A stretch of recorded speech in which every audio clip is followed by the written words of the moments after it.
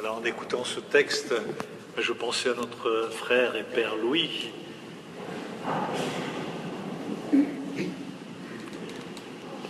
Notre évangile qui disait beaucoup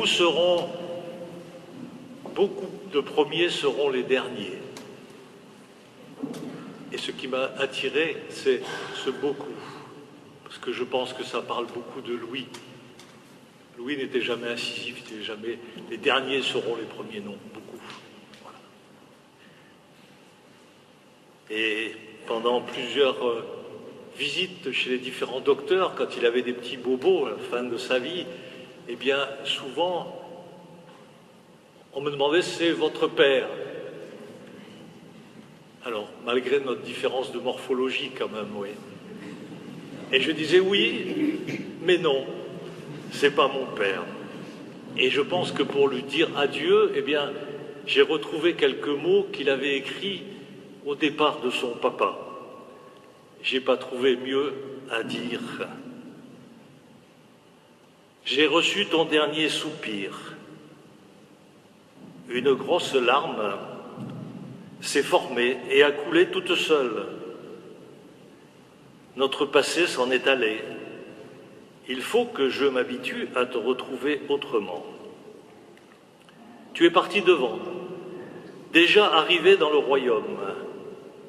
Là, d'où partent les appels de Jésus-Christ qui nous atteignent chaque jour.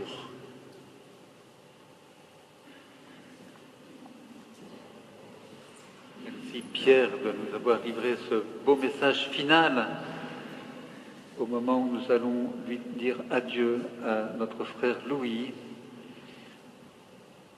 Je n'ai pas grand-chose à rajouter. Je voudrais simplement dire que, comme évêque, quand je suis arrivé en 2008, nous avions très rapidement, après mon arrivée, un temps de silence et de prière avec les prêtres à l'abbaye de Lérins. Et Louis, cela m'a beaucoup surpris, est venu me voir et il s'est confessé. Normalement, un prêtre ne se confesse pas devant son évêque pour garder le fort interne pour d'autres prêtres, mais il était comme un enfant, et justement, son évêque, il le considérait comme un père, et il venait d'avance, on pourrait dire, lui demander pardon. Et c'est ce qui fait que le père Louis a toujours eu, pour moi, une place particulière dans mon cœur d'évêque et dans ma prière d'évêque. Alors je suis heureux de pouvoir aujourd'hui présider ces obsèques. En rappelant ce qu'il écrivait, je relisais ce qu'il écrivait pour ses 60 ans de sacerdoce. Il en aurait presque eu 70 là, dans quelques mois. Voilà, le choix de Dieu, dont il disait qu'il est beau. Il est beau. Voilà, il était émerveillé comme un enfant devant le mystère de Dieu. Et il avait fait le choix, comme il le disait lui-même, du cœur du peuple. Et voilà, se réaliser en lui, comme l'a dit tout à fait le Père Benoît là tout à l'heure, une espèce de synthèse, d'équilibre presque parfait entre cette humanité qu'il aimait passionnément à la manière du Christ et Dieu qu'il aimait passionnément à la manière d'un fils. Alors aujourd'hui, eh bien, nous allons nous séparer. Au moment où il va nous quitter, nous allons le mettre dans la tombe.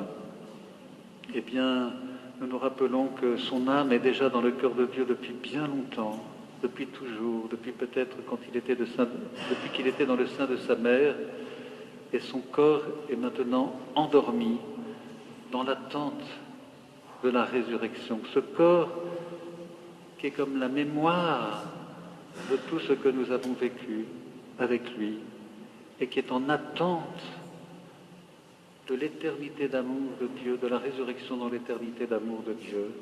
Alors, souvenons-nous maintenant de tout ce qu'il était pour Dieu, et de tout ce qu'il est pour Dieu, de tout ce qu'il est pour nous.